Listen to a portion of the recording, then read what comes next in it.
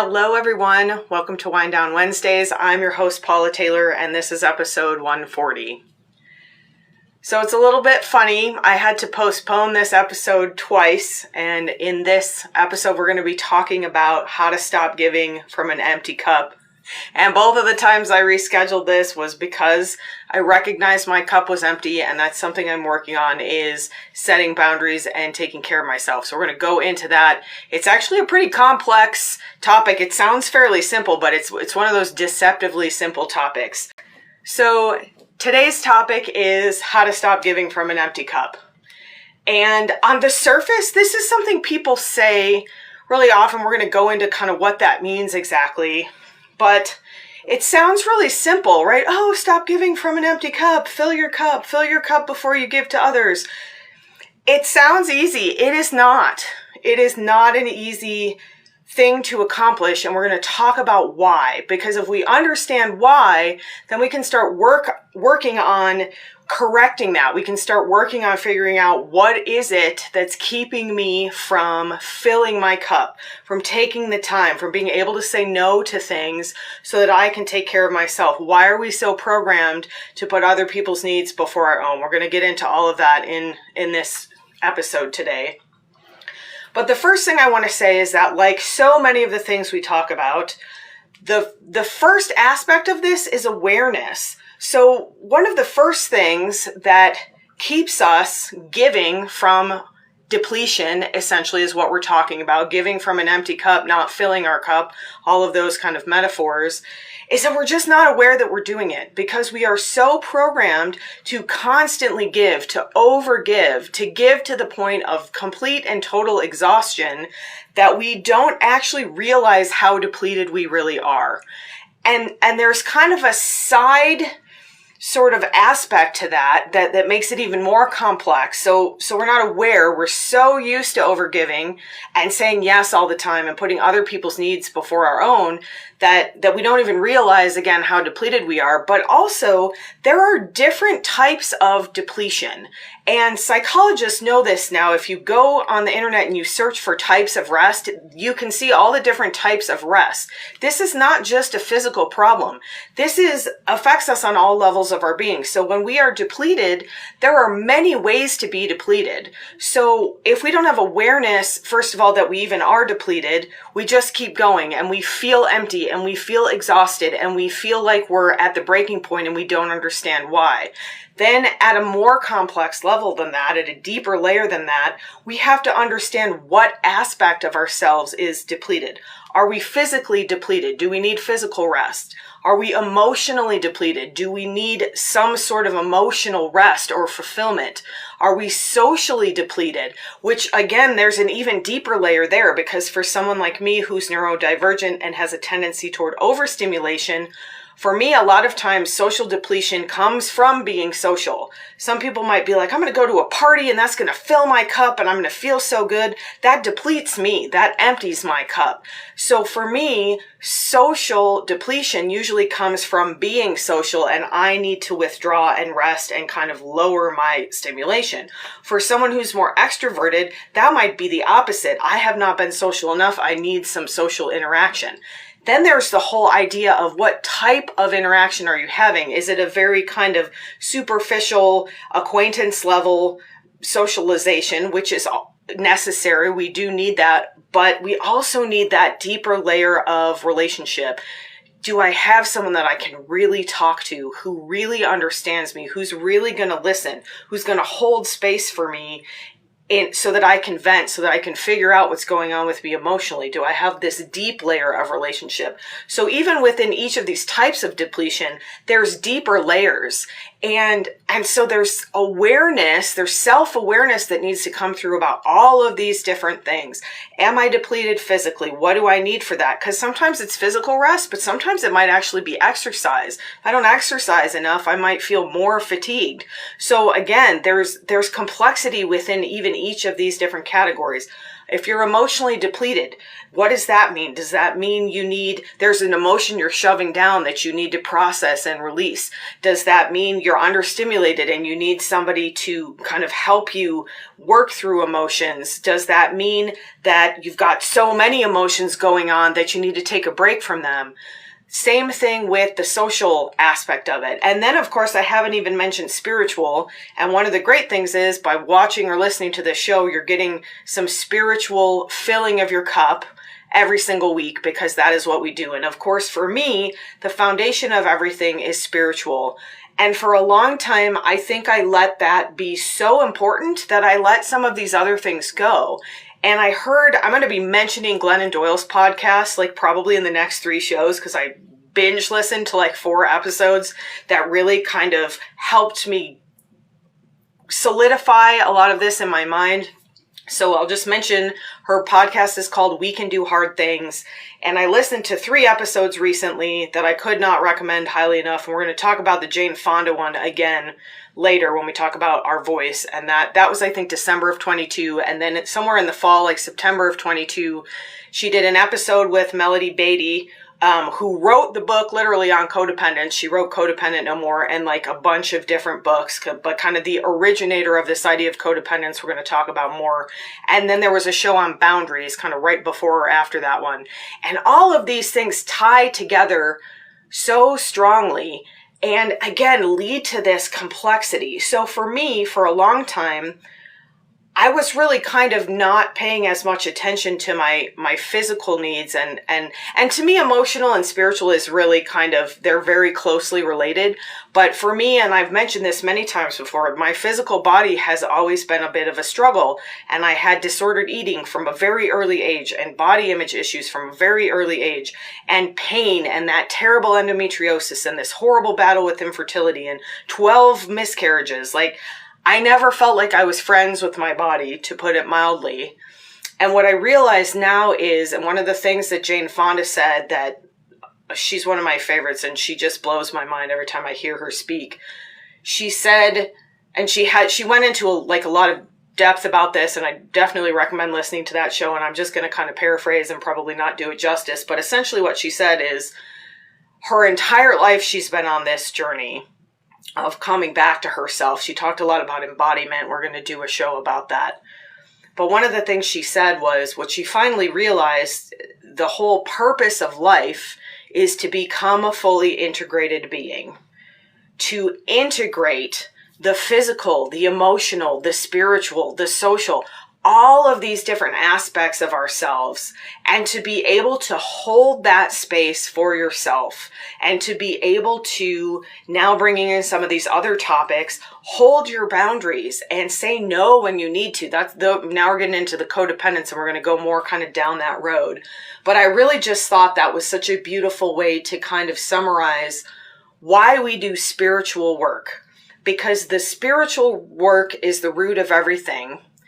But if you're really doing spiritual work, at a certain point, you're going to get into the body, because what you're going to find out is that due to trauma, you've been disembodied. You're not fully occupying your body.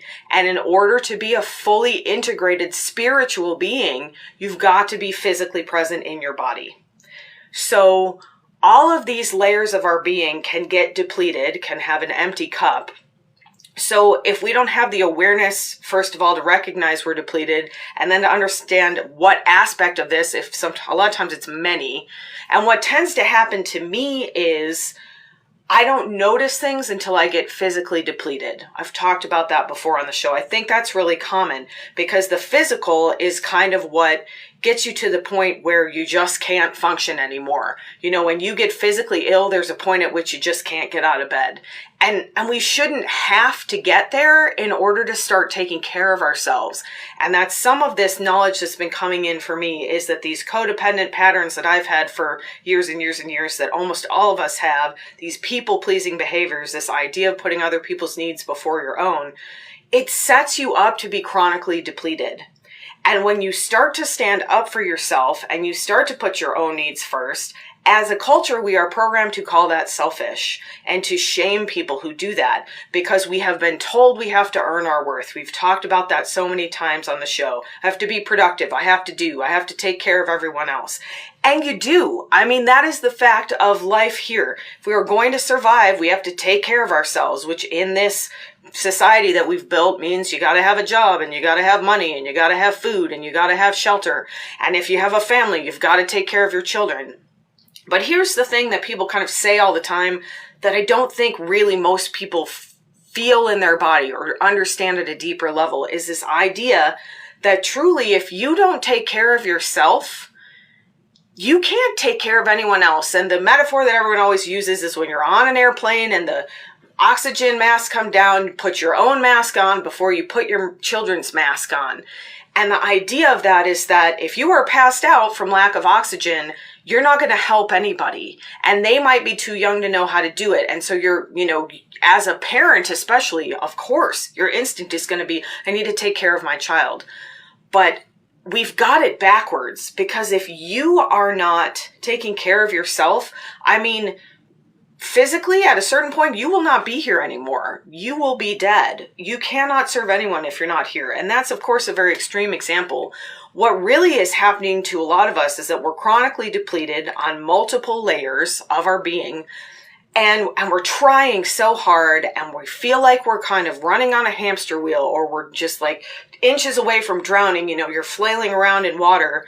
And we cannot serve people from that space. And we especially cannot serve our children from that space.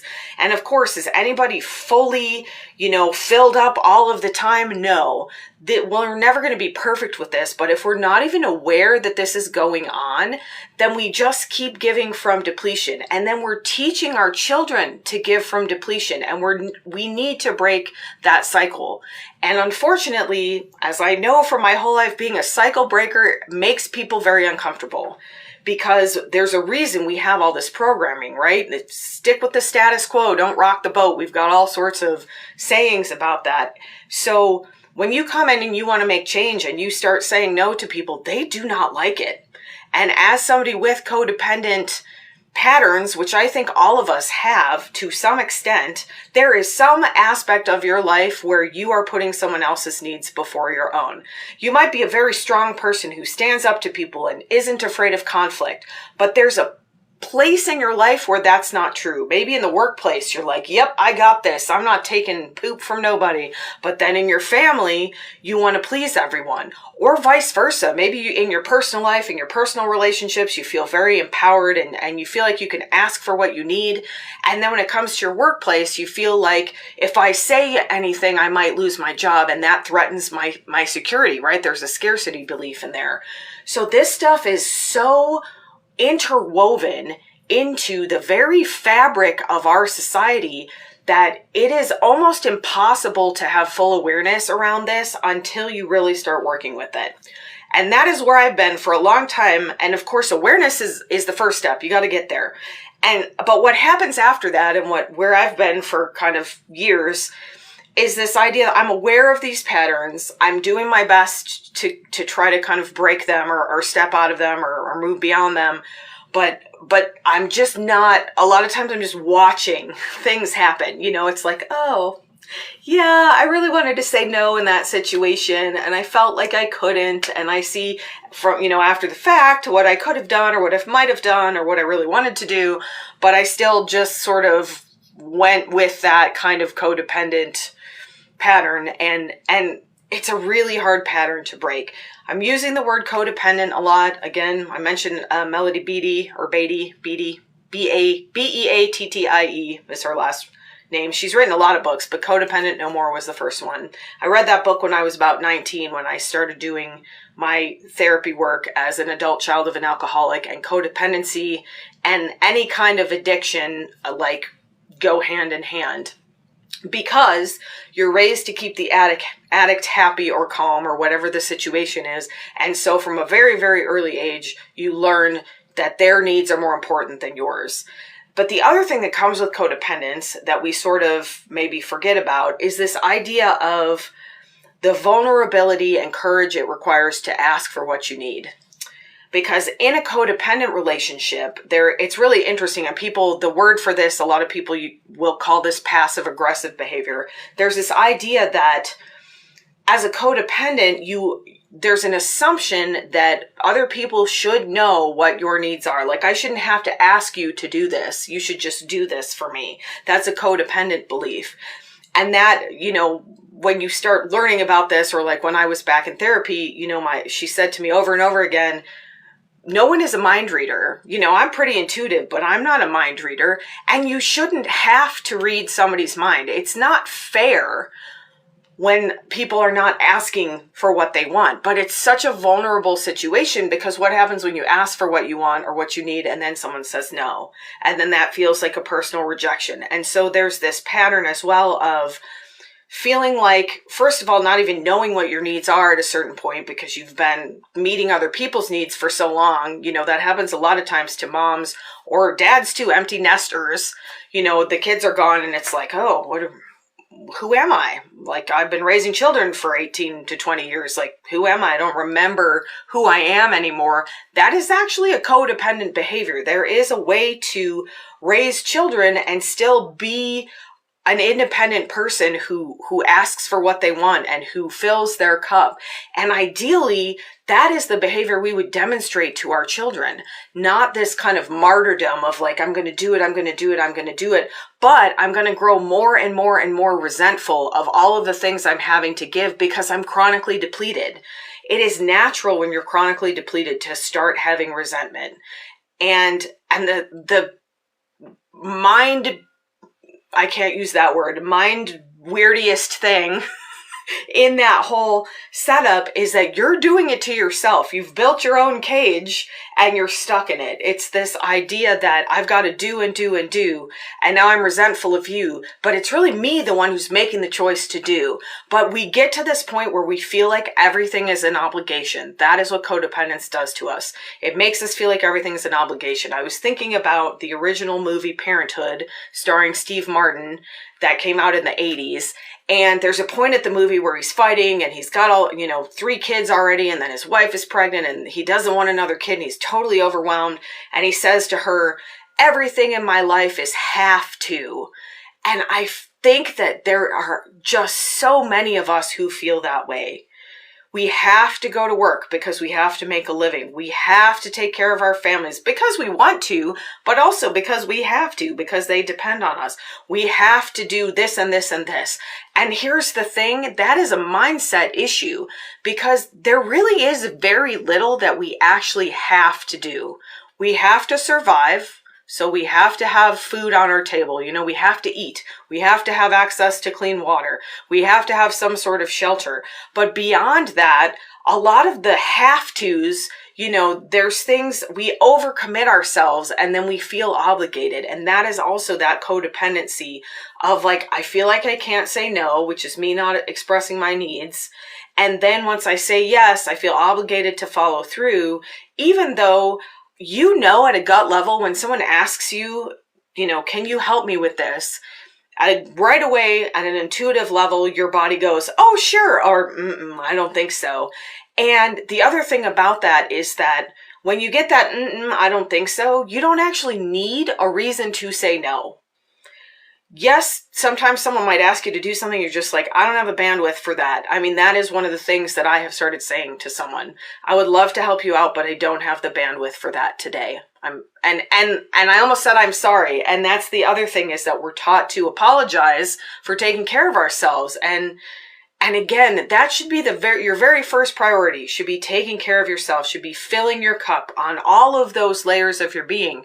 Because it's true, when your cup is full, at a certain point it begins to overflow. And that is when you are giving from abundance. So what we're talking about here, giving from depletion or giving from an empty cup, is really giving from scarcity, giving from depletion, giving from, I'm just giving, I gotta give, and you're giving yourself away is really what codependence is. I'm giving myself away. Whereas when you fill your cup and your cup is overflowing, you're giving from abundance. You're giving from universal life force energy. That is I learned this a long time ago when I first learned Reiki, this idea that you're channeling. I'm not giving you my energy in a session. I'm channeling energy. Now, does that mean that I might not have taken a session on when I was really already depleted physically or in other ways? That's the complexity of this. Even if you know how to channel energy, chances are there is some level of your being, like for me, a lot of times it's emotional or even physical. Someone asks me something and I have a hard time saying no. And then I feel like I have to justify why I'm saying no, when I really, people say no is a full sentence. It's really hard for us to do that. No, I can't help you. Even there, I want to be like, I'm sorry. So, this idea of kind of chronic depletion or giving from an empty cup, what are the reasons why we can't fill our cup? We've talked about one of them is codependence. That's a big one. I kind of got into that without much preamble. But another one is self-worth. We don't feel worthy of taking care of ourselves. We don't feel worthy of filling our cup because we're taught, again, and programmed from such an early age that we have to earn our worth. So if you have to earn your worth, that means you're constantly doing and trying to demonstrate, look how worthy I am, look how useful I am, look how much I can do here. That creates this scarcity of worth because you feel like your worth isn't inherent. And it, no matter, I do this work constantly, and my husband and I talk about this all the time. And like, I had a day last week, I wasn't feeling good and I was physically depleted. I was kind of depleted on all levels, but especially physically. I was having some vocal issues, which is why I canceled the show last week. And I took one day that I was supposed to be doing a lot of things. I had a big list of things to do, for my business, some online things and website things and just, home stuff to do, all of that stuff. And I just couldn't do it. I just laid on the couch all day and watched Hallmark movies. That is what I needed to do to fill my cup. And I decided I'm not going to feel guilty about this. Now, did it not come up a few times? Like I watched one movie and I was like, oh, yeah, I should get up and do something. And then I started the second movie and there's this feeling in there of like, oh, I really shouldn't be doing this. I really have all these things to do. So it is a very long road to reprogramming something that is so deeply seated in us personally, in our society, in our families. It's just pervasive. So it's going to take time. And it takes a lot of intention. It takes a lot of consciousness to do this. Like I had to say to myself, there's a reason I feel too tired to get up off the couch. If I wasn't, I would get up and I would do something. But my body is telling me it needs rest. My body is telling me I don't have the energy to do anything else today. And luckily, that's the other thing. I had the luxury of doing that. And we've set up a society. I have a job. I don't get paid if I don't work for the most part. I don't get paid time off. I get 40 hours of sick time a year because of Arizona law. I own my own business. I don't have any benefits there. So if I decide not to go into the office for the day, I've got to cancel everyone I see and I don't get paid for that. If I decide not to go to my medical job, I don't get paid for that. So absolutely, there's some privilege involved in here in being able to take care of yourself because we have set each other up to fail. We have set up a society where people have to work 3 or 4 jobs to afford anything. And of course they're depleted.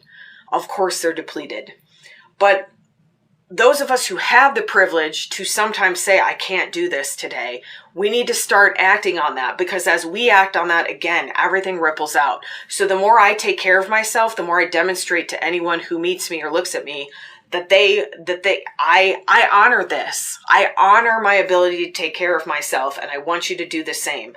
And we need to start allowing each other some grace. When I say no to someone and I know it's going to disappoint them or upset them or make them angry, I have to do it anyway. I talked on a whole show about how I moved to a new space and it was making me physically ill that I had to tell my office mate that I was moving out of the office.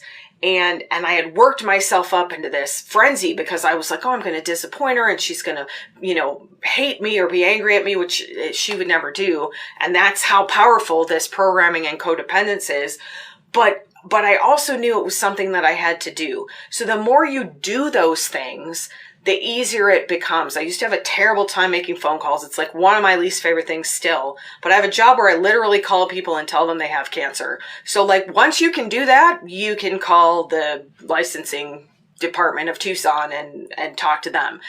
Practice makes progress. We have to practice taking care of ourselves. And we have to do this deep self-worth work so that we understand, yes, I am worthy. If I am laying on the couch watching Hallmark movies all day long and I don't talk to a single person and I don't do a single lick of work, I am just as worthy as on the day that I get 50 things done.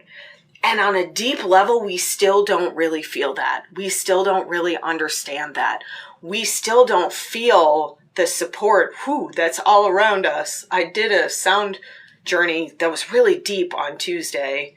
I was so honored by the people who came because it's always a co-creation.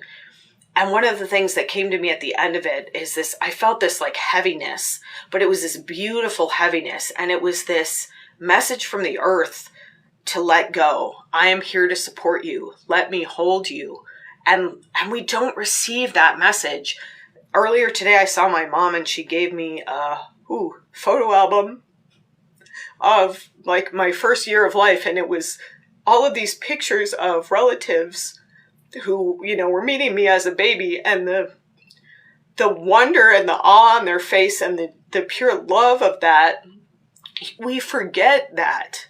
We forget how honored people are to meet us. We come into the world and everybody loves a baby, right? Oh, look at the baby. She's so cute and beautiful. And there's this whole picture album of all these people meeting me for the first time. And the way that they were looking at me, I just thought, if we could really remember that and continue to support each other in that way, it's easy to love a baby. It's like loving a dog, right? Because they don't do anything to hurt you. But as people grow and relationships get more complex, it gets harder and harder to feel that purity. And when we lose that purity, we start to think that we don't have self-worth. This is like I'm way off on what I was going to talk about today, but whenever it makes me cry, I know it's important and I know it's probably going to resonate with somebody.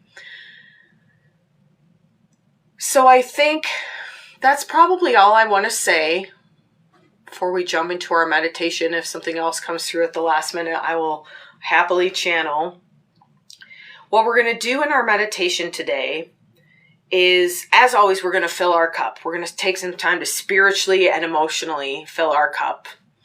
And physically, this fills your cup too by taking this space. And that is part of this practice, is saying, like, I put this show off twice, and every time I do that, there's that voice, oh, you said you were going to do this. You said you were going to go live. You skipped last week. This was 2 weeks ago, or last week. I was getting ready and I couldn't do it. And I thought, how can I give a show and talk about a topic of how to stop giving from an empty cup if I'm giving from depletion? I have to lead by example. And the more that we do this, again, we can hold space and give each other grace. When someone says no to me, I don't like it. If I ask them something and I wanted them to say yes, I want them to say yes.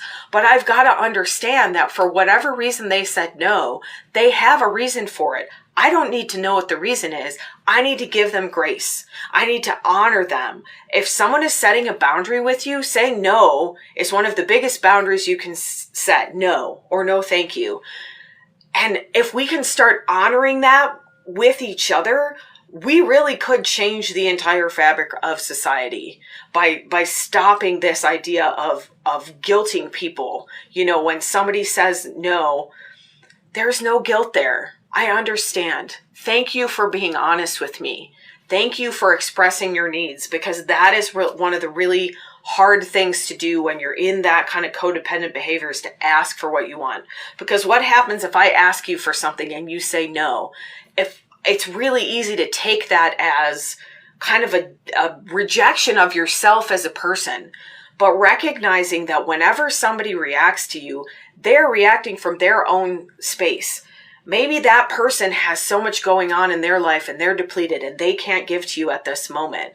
And sometimes I will try to say that to people. I'm not in a place to do that right now, but perhaps I will be in the future. Sometimes I leave a little door open, and sometimes it's just like, no, thank you. I'm not going to be doing that.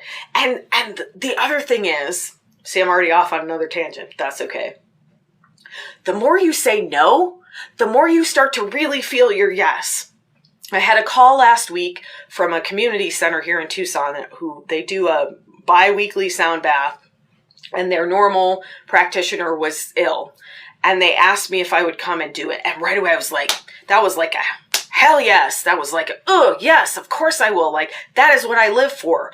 So the more that discernment, we talked about discernment a couple weeks ago, the more you recognize, especially in your body, the no, and you honor that no, the more you're going to know when the yes comes through, that it's really like, that was not like, oh, I should do this. And it was just like, absolutely, that is what I live for. Please let me come and share sound with you.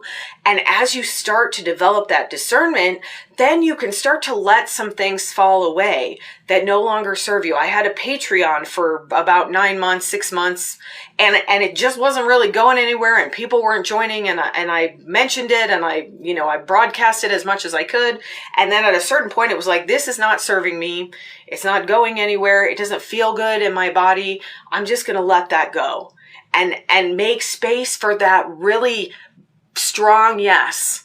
And the more you practice the no, the more you recognize the difference in your body, because we've talked about that before. Your body is directly connected to your intuition. Your mind is not. Your mind has to be kind of put in a space of centeredness and expansion and groundedness to be connected to your intuition, but your body always is. So a lot of times you'll feel it in your body when you want to, there's a tightness. For me, you'll start to understand your body's language. There's a tightness in the chest, or kind of a tightness in the belly. There's a contraction. You feel like you're getting smaller. Whereas a yes is like this feeling of expansion. So what we're going to do in today's meditation is we're going to fill our cup. But what we're going to do first is we're going to explore some of these things that are keeping us stuck in depletion. Why is it? What is that? Is it a self-worth thing? And we're going to just really send some love and grace to ourselves, because the more graceful and loving we can be, the more forgiving we are of ourselves, the more that reflects back in how we treat other people. The people that are the meanest tend to be the hardest on themselves. And if somebody's assuming something, it always makes me laugh when someone assumes like that I'm lying, because I'm like, I can't lie. Like it's like kind of a running joke. I am honest to a fault. Although, see, that's a thing. When you're people pleasing, what is a white lie really a lie anyway? But when someone assumes I'm lying about something, I always know it's because they have a tendency to lie, because I do not. I have a really hard time lying, even when I, again, maybe sometimes, sometimes I should and I don't. So this is going to be a really gentle meditation, a really loving meditation. The way this came to me is just like this warm blanket kind of wrapping around these issues of what really are self-worth. They really are, I don't feel at some level worthy of filling my cup. I don't feel worthy of letting my cup overflow from abundance. I feel like I have to give what's in my cup away before it ever replenishes. And I think it's going to be a good one. So let's meditate together.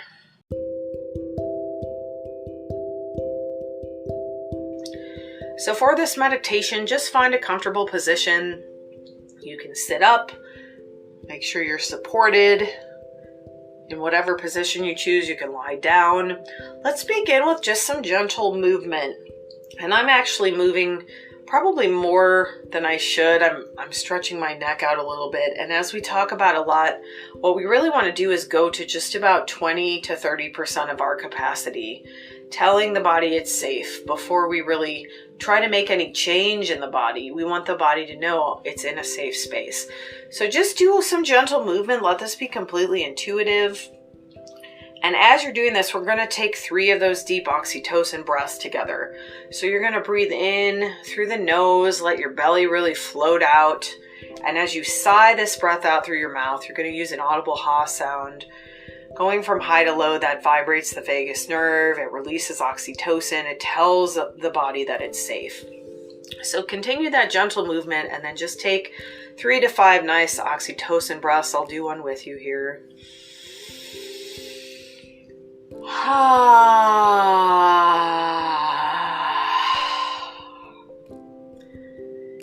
Do a few more of those. This is such a simple way to fill your cup physically.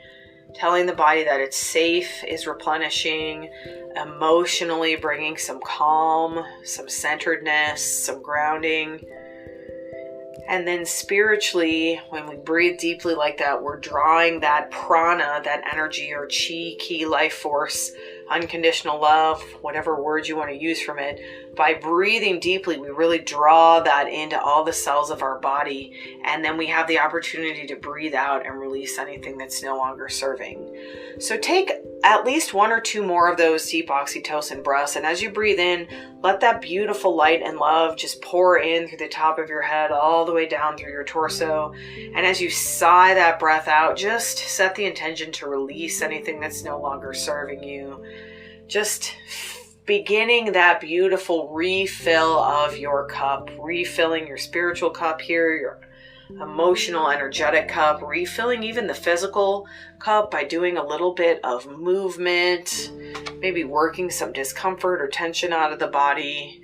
As you feel ready to come still, you can. Giving yourself a little bit of physical rest as well during this meditation by coming still and really focusing. When our mind is rushing and chattering, it makes the body feel unsafe. So just bringing some calmness into the mind actually fills our physical cup as well. And just continuing with that metaphor of kind of a full cup or an empty cup, just let yourself be intuitive about this and just let it come into your consciousness here. What are the areas in my life? What are the layers of my being where my cup feels like it's depleted? Physically, am I feeling good? Am I feeling full and overflowing? Am I feeling a little bit depleted? And don't attach any judgment to this. Just notice what comes up. Then ask mentally, how am I feeling mentally? Am I feeling depleted? How's my cup looking? And again, just take note of it. No need to attach any judgment. Emotionally, how does my cup feel? Is it full and overflowing? Is it feeling a little bit depleted? And socially, how does my cup feel? Is it feeling full and overflowing? Is it feeling depleted? And perhaps what does that mean for me? If it feels depleted, does that mean I'd like some more social interaction? Does it mean I'd like less? Does it mean I want a more meaningful connection? Just kind of let all that come into your consciousness. If nothing comes through, that's okay.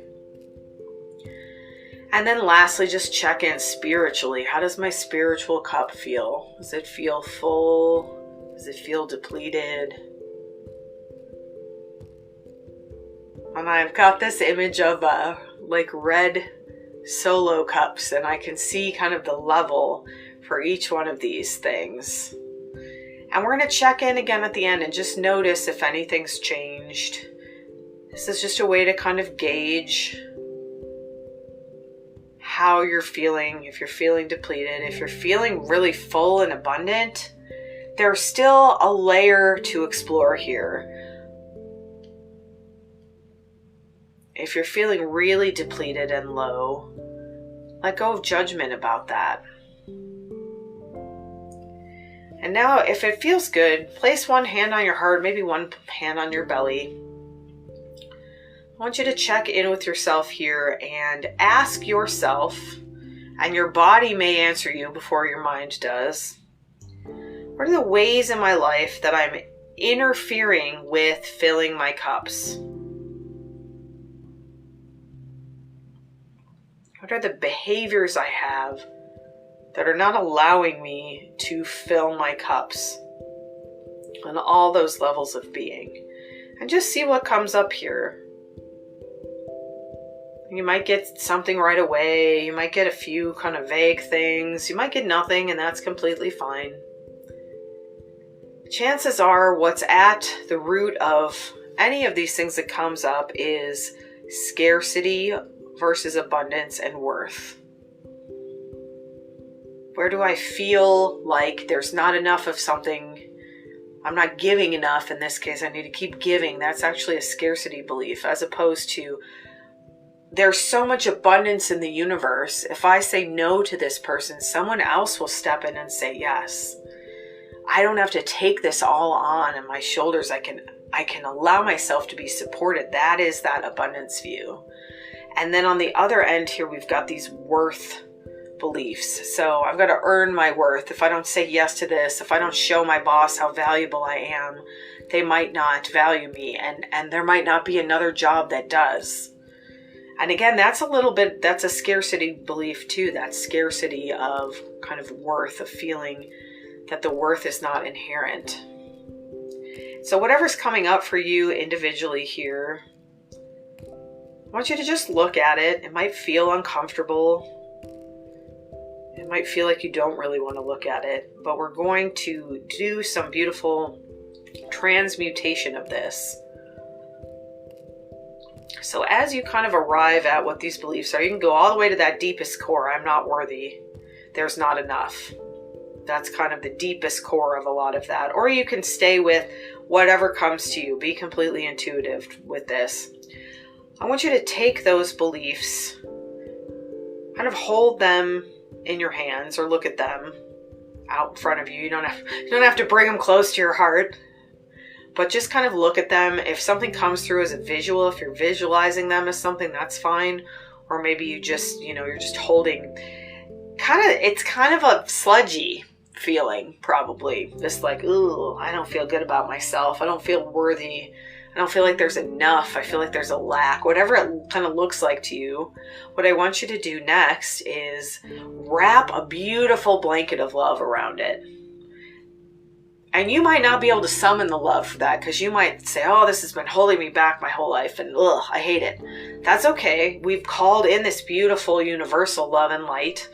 So just call it in through your head.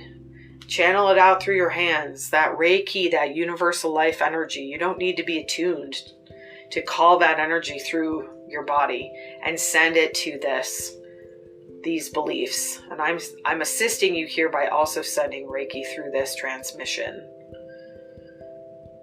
So now see these beliefs just wrapped. I see this almost like a beautiful, like it's a cold day and I'm wrapping a beautiful scarf, like a warm, cozy scarf around these beliefs. And this scarf is made of love, and it's made of grace and understanding and forgiveness. That's a big part of this. And if you can, state out loud right now, I forgive myself for feeling unworthy. I forgive myself for feeling like there's not enough. I forgive myself for putting other people's needs before my own. Because as long as we're holding shame or guilt around any of this, we can't change it. We've got to see it and offer ourselves that forgiveness. It doesn't matter where this belief came from. Everybody has these two beliefs to some extent. So just offer yourself that grace, that forgiveness. And if it's coming through, that this came from someone or somewhere, offer that person or institution or society at large a little bit of that grace and forgiveness as well. Everybody who is programmed was programmed by somebody before them who was programmed by somebody before them. Just like trauma. Trauma begets trauma. So as this cycle breaker, you are doing this beautiful work of transmuting these beliefs within yourself. And what a beautiful gift to yourself. What a beautiful way to begin taking care of yourself. And as you've really wrapped these beliefs in this loving embrace, whatever it looks like for you, I see this warm, cozy scarf Maybe you see a beautiful cloud of light, something that kind of takes the heaviness out of this. Whatever comes through, let it come through organically for you. We're going to start to introduce now some positive affirmations that we can use to transmute this energy, because belief is just energy. I am inherently worthy, and feel free to repeat these out loud if you can. I do not have to earn my worth.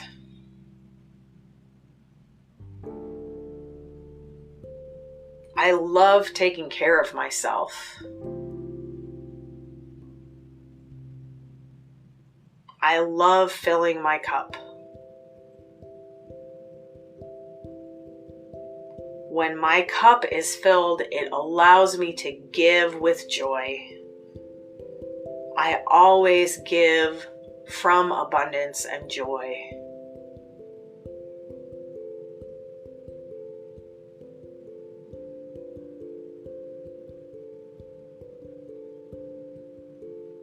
And again, just holding these beliefs in this space of love, receiving this energy coming through this transmission now, and knowing that everyone else who practices this is holding space for you as well, holding this grace and forgiveness. We hold it for each other as we hold it for ourselves.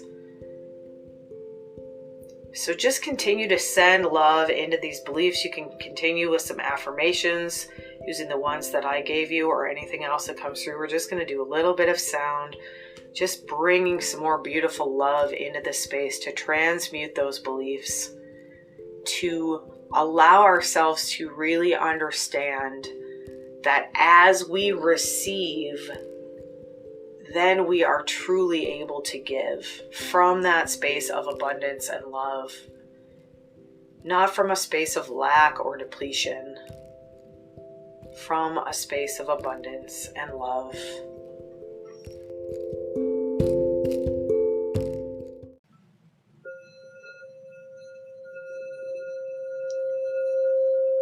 Oh yeah, yeah, neya, si so shia. Oh yeah, yeah, we oh. Oh yeah, yeah, oh. Say yeah, yeah, yeah. She yeah, yeah, we oh.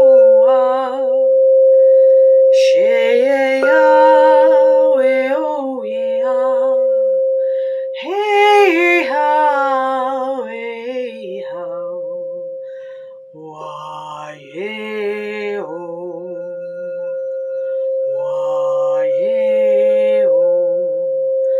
way, say, how, say, say, how,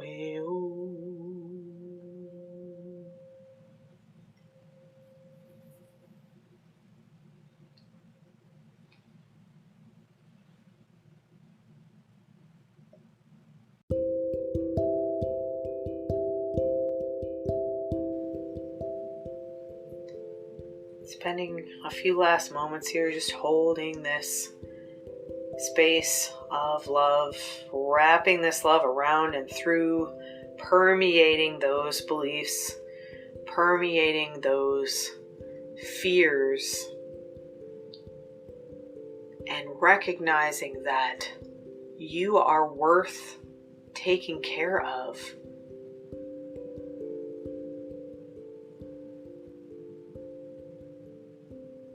That you are worth giving yourself the support of saying no when you need to.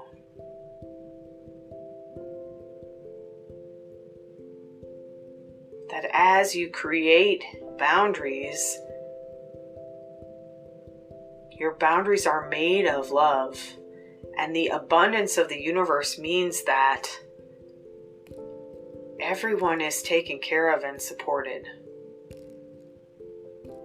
We've just got to get there and see it and make it a reality. And as you make it a reality for yourself, that ripples out to the collective.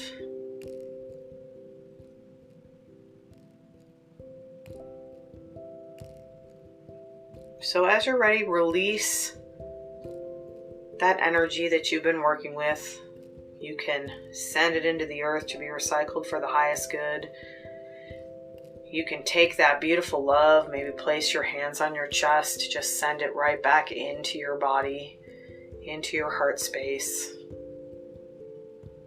Giving yourself this feeling of being supported and loved.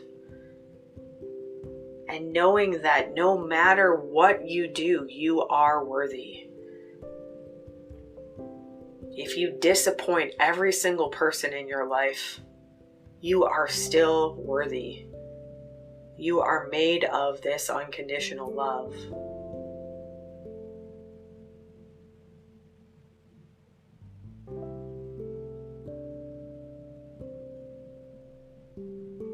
And just checking back in briefly here with those cups.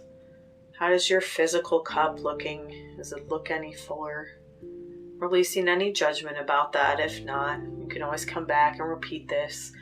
And spend some time as well. Like if your physical cup is low, what does that mean? Do you need rest? Do you need more exercise? Do you need a specific type of movement? Do you need to go outside in nature and be in some sort of beautiful space? Same thing for all of these. So checking back in with your emotional cup here. How does it feel? Does it feel full? How could you fill it further? Just let a little bit of intuition come in here at the end. How could I fill my emotional cup more? And again, coming back to this, maybe making this a weekly practice. Coming into the mental now. How does my mental cup feel? What could I do to fill my mental cup even more? How does my social cup feel? What could I do to fill my social cup more? Recognizing that that may be about less contact or more deep, meaningful contact. And lastly, how does my spiritual cup feel? What can I do to continue filling my spiritual cup? You're off to a great start by being present in this meditation. So as you're ready now, just coming back into your conscious mind, maybe moving the body a little bit, shrugging your shoulders or moving your neck around a little bit if it feels good. If you're in a space that's safe and you'd like to drift off to sleep, you can allow that. If you're coming back to the rest of your day or evening, just doing again some gentle movement just to get reacquainted with the body, get regrounded in the body. And as you're ready, repeat after me out loud if possible. I am fully present and grounded in my body. I trust my body to help me hold my boundaries. I listen to the intuition of my body when it tells me to say yes or no. I honor the wisdom of my intuitive body. Sat Nam. The truth of your identity is that you are inherently worthy. And you are so precious to so many, spiritually, physically, emotionally, mentally, and socially. Take care of yourself, fill your cup, and teach those around you to do the same and offer each other grace as we learn together. Take 1 or 2 more deep breaths now. You can add that oxytocin ha if you'd like. As you're ready, you can open your eyes. Thank you so much for joining me today. take some time during the rest of this week to check in with your cups, maybe at the end of the night or when you first wake up in the morning, and ask yourself, what one thing can I do today to fill even just one of these cups a little further, and start acting on that. It doesn't have to be a big thing, but as you start giving yourself these little acts of kindness, your body, your deeply held beliefs will start to shift, and you will start to understand how worthy you are of being taken care of and of doing that for yourself. Have a beautiful rest of your day or evening. Have an abundant rest of your week, and I will see you next week for Wind Down Wednesdays.